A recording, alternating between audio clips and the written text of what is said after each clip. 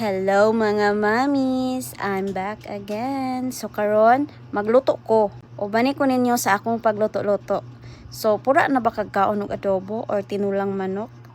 Kung pura na ka, then watch this and sure ko nga magustuhan gid nimo. So digig ko master mo luto no, pero kabalo ko mo luto pero dili ko master. I just wanna share my recipe sana all. So mo ni ang ingredients. Kabalo naman mga ng ingredients kay mapalit ramen ni merkado.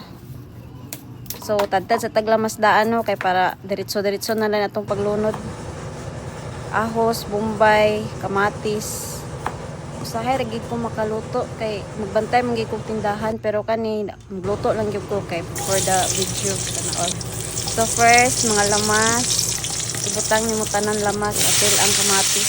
Ang kamatis guys dapat lag-on gid ani mo ayo. Na lata gid siya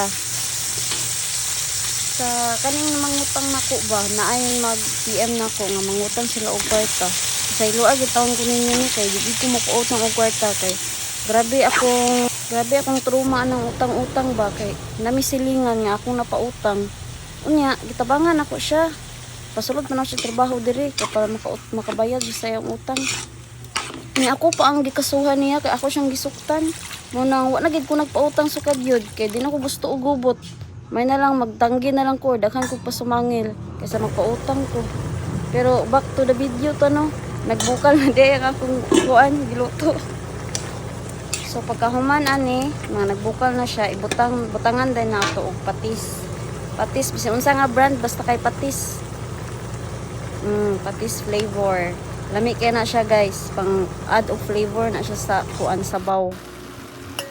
Then human takluban dayon. So giparatauran ta din ako ni siya mga 10 minutes dayon before na ako gibutang ang utan. So mga 5 minutes ana guys, wa na or 5 or 3 minutes luto na. Then kana diretso hukad kaon na dayon. Make sure nga nakalungag mo 1 ka kilo nga bugas. Kay among bugas nga 1 og 1/4 nga gilungag hurot gyud. Wa gyud na bahawi. Pasaylo agid taon ko kung dili ko kapautang gyud. Grabe gyud akong trauma gyud ato. Pasaylo ako kung daghang gid kog pasumangil. Pero basta matrauma gyud ka gyud dili na gyud ka kapautang gyud. So salamat sa pagtan-aw og I love you guys. Bye-bye.